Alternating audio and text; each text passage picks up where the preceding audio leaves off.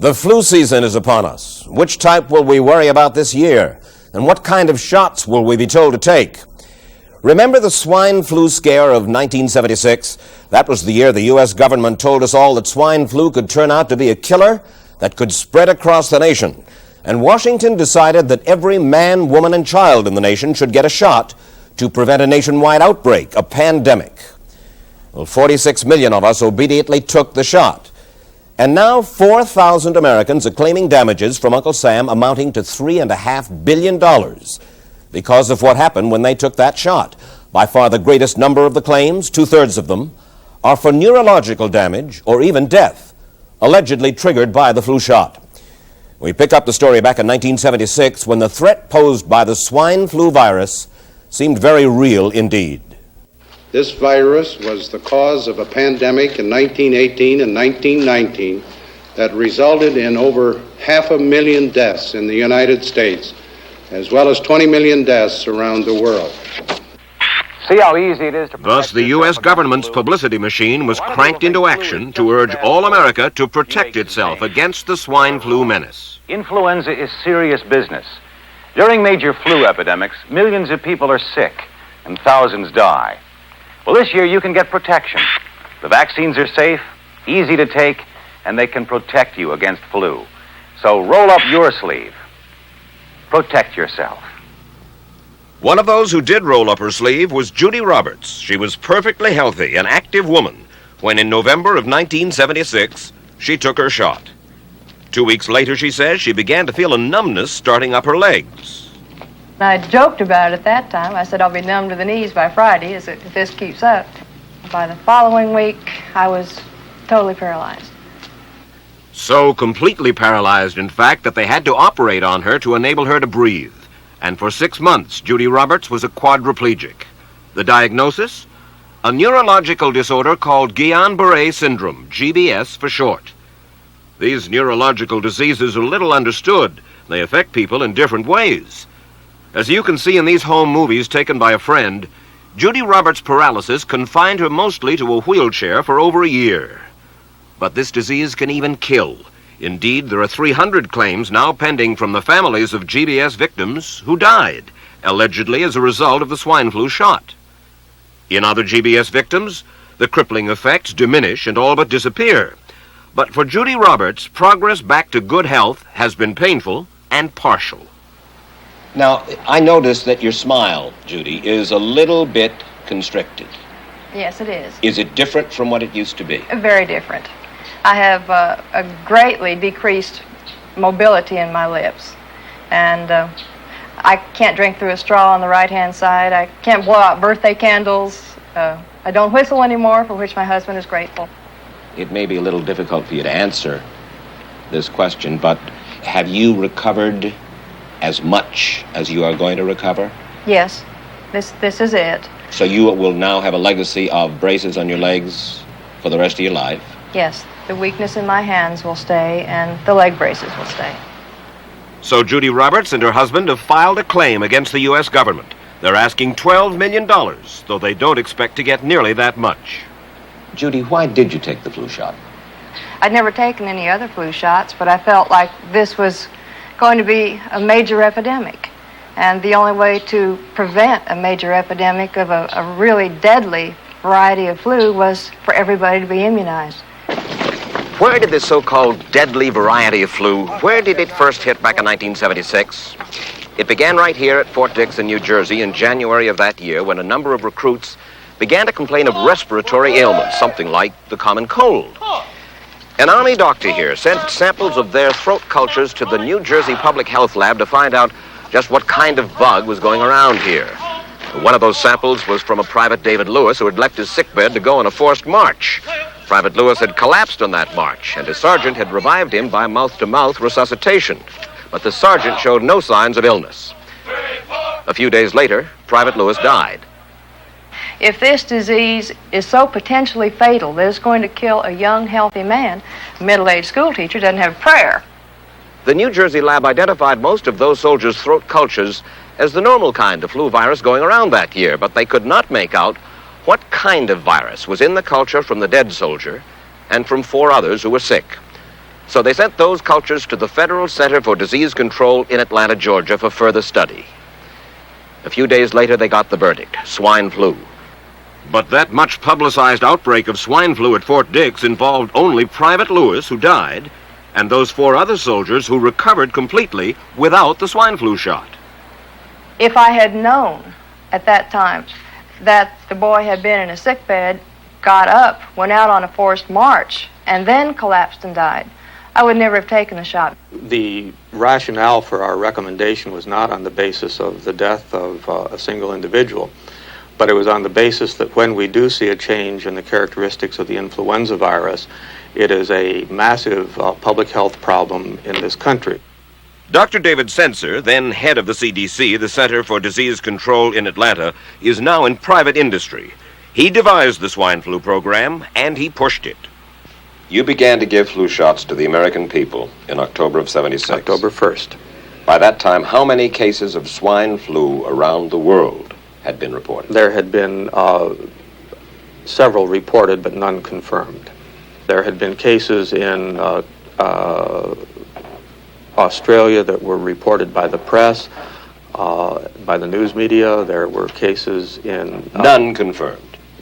Did you ever uncover any other outbreaks of swine flu anywhere in the world? No.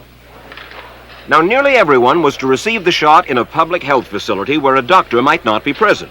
Therefore, it was up to the CDC to come up with some kind of official consent form, giving the public all the information it needed about the swine flu shot.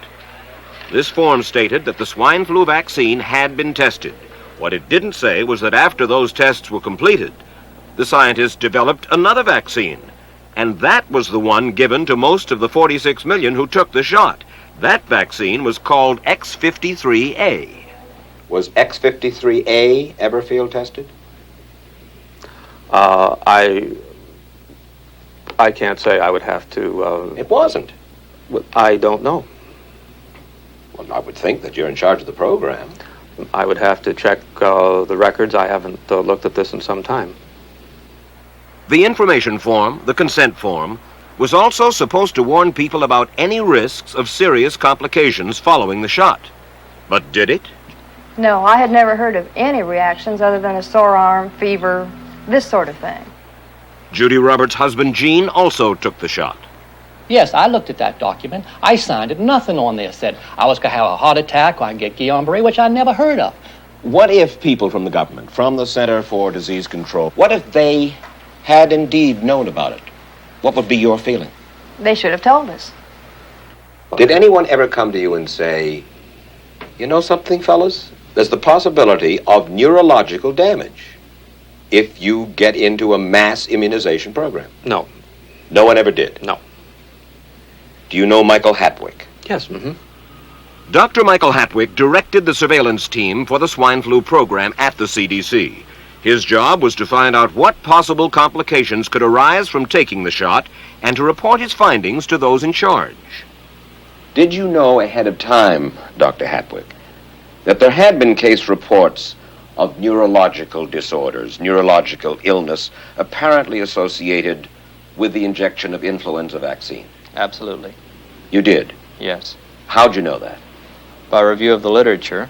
So you told your superiors, the men in charge of the swine flu immunization program, about the possibility of neurological disorders? Absolutely. What would you say if I told you that your superiors say that you never told them about the possibility of neurological complications? That's nonsense. I can't believe that they would say that they did not know that there were neurological illnesses associated with influenza vaccination. That simply is not true. We did know that. I've said that Dr. Hatwick had never told me of his feelings on this subject. Then he's lying.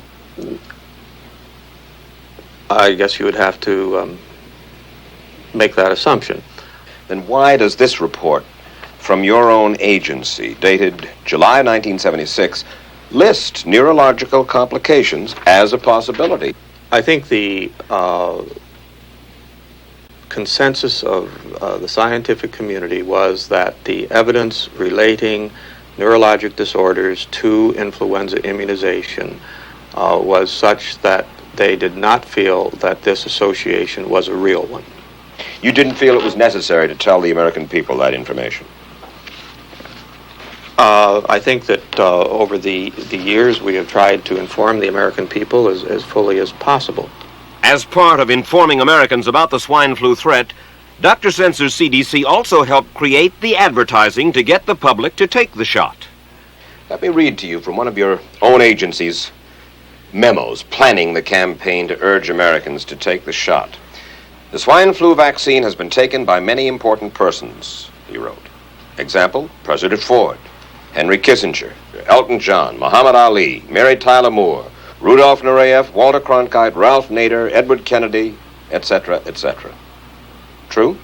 I'm not familiar with that particular piece of paper, but I do know that at least of that group, President Ford did take the vaccination. Did you talk to these people beforehand to find out if they planned to take the shot? I did not know. Did anybody? I do not know. Did you get permission to use their names in your campaign? I do not know. Mary, did you take a swine flu shot? No, I did not. Did you give them permission to use your name saying that you had or were going to? Absolutely not. Never did.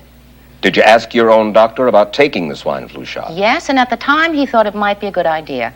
But I resisted it because I was leery of having the symptoms that sometimes go with that kind of inoculation. So you didn't? No, I didn't.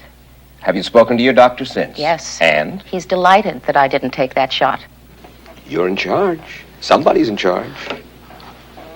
There are... This is your advertising strategy that I have a copy of here. Who's it signed by? This one is unsigned. But you'll acknowledge that it was your baby, so to speak. It could have been from Department of Health, Education, and Welfare. It could be from CDC. I don't know. I'll be happy to take responsibility for it. It's been 3 years now since you fell ill with GBS, right? Right. Has the federal government, in your estimation, played fair with you about your claim? No, I don't think so. It seems to be dragging on and on and on, and really no end in sight that I can see at this point. With respect to the cases of LBRY, allegedly... Former Secretary of HEW Joseph Califano, too, was disturbed that there was no end in sight.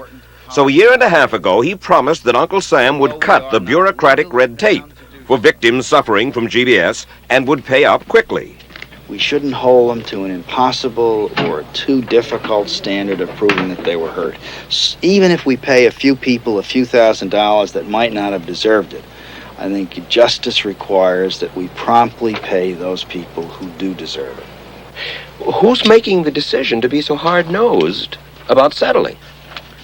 Well, I assume the Justice Department is.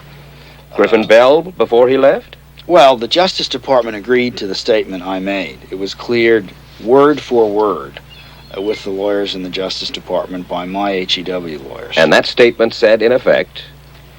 That statement said that we should pay Guillain-Barré claims without regard to whether the federal government was negligent if they resulted from the swine flu shot. I think the government knows it's wrong. If it drags out long enough, that people will just give up. Let it go. I am a little more adamant in my thoughts than my wife is, because I told Judy to take the shot. She wasn't going to take it, and she never had shots. And I'm mad with my government because they knew the facts, but they didn't release those facts because if they had released them, the people wouldn't have taken it. And they can come out tomorrow and tell me there's going to be an epidemic, and they can drop off like flies next to me. I will not take another shot that my government tells me to take. Meantime, Judy Roberts and some 4,000 others like her are still waiting for their day in court. Oh, I guess back then they actually had some pretty good pretty good journalists, huh? You can probably read about the swine flu more. Hamilton Nolan, this is Gawker. Now the mainstream media is slightly alt, I guess. Swine flu panic bullshit. This is back in 2009 of April 27th. Says, quickly don your paper mask, stay indoors. The dirty Mexican pig influenza is here to sicken you. Waka waka. Did you know that America had another swine flu panic in 1976? Let's reminisce and laugh. 1976, Gerald Ford is leading our nation. Swine flu is detected in populist panic. A history in New York Times headlines. February 20th, 1976, U.S. calls flu alert on possible return of epidemics virus. U.S. flu alert set on epidemic virus. Sounds familiar. March 25th, 1976. Interesting. It's kind of that time of year, right? Flu. Ford urges flu campaign to inoculate entire U.S. He will ask Congress for $135 million to make vaccine for a new virus to avert fall and winter epidemics. Ford urges U.S. flu campaign to inoculate entire population. Bold action. April 10th, 1976, $135 million voted by Senate to fund flu immunization, unquestioning political acquiescence. Yeah, we're seeing that now. You know, all this, we hate Trump, we hate the DNC hates the Republicans. Republicans hate DNC. They don't work together on anything. And then this happens. They'll work together. May 21st, 1976. Race for a swine flu vaccine began in a Manhattan lab. Race to develop swine flu vaccine began in a Manhattan lab. Feature stories. June 9th, 1976. Experts in Europe question U.S. plan for mass flu shots. European questions U.S. flu shot plan. Of course, you're not going to see this questioning now. Europe always trying to disrupt America's bold plans with science. Shut up, Europe. October 13th, 1976. Swine flu program is halted in 9 states as 3 die after shots. Deaths occur in Pittsburgh, but no evidence found that fatalities among elderly were a result of vaccination. The states halt swine flu program as 3 die after shots. The bold action has backfired. November 24th, 1976, swine flu victim back on job asserts regular flu was worse. The problem wasn't that bad in the first place. December 17th, 1976, swine flu program suspended in nation. Disease link feared. 94 cases of paralysis cited U.S. AIDS Act because of concern that shots may be connected to Guillain-Barré syndrome. In fact, the cure was worse than the disease. February 5th, 1977, swine flu program brings $10.7 million in claims. 104 suits already filed are viewed only as the first wave. The government must pay for its bold action. November 16th, 1978, around the nation, over $2.64 billion in claims filed in swine flu program, and pay some more. October 17th, 1980, $49 million in swine flu vaccine to be destroyed by government, and pay some more at the end. Here's what we have today. 20 confirmed cases of this flu, which has killed nobody here. It'll spread for a while. Okay, there are plenty more deadly diseases already here, killing people every day. Even in Mexico, the epicenter of the deadly outbreak and home to a far, far worse healthcare system than we have. It only killed 130 people. That's a lot fewer people that have been killed at the Juarez drug war this year. This is page B3 story that's gone all A1. Anyways, that's that. So, anyways, we'll probably end up seeing a national or probably also international vaccination program. And of course, government, of course, and probably other sources are going to say you should take it. It's going to be protection and all that stuff. And then people will take it and there's going to be weird stuff, you know. Thank you, Suzette, and I Love Awakening and The Plain Truth. Yeah, great. That's what I like, you know, people who are searching for these things on Google or on YouTube aren't going to find me, but Plain Truth, if you share it, people are going to find, people, you know, are going to see it.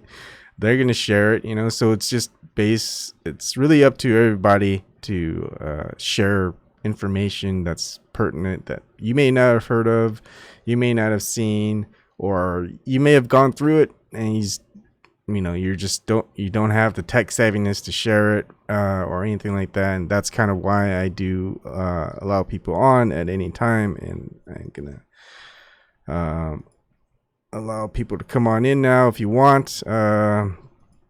Give your thoughts on it. The Plain Truth, there are no side effects, they are the effect. Yes. That's probably it.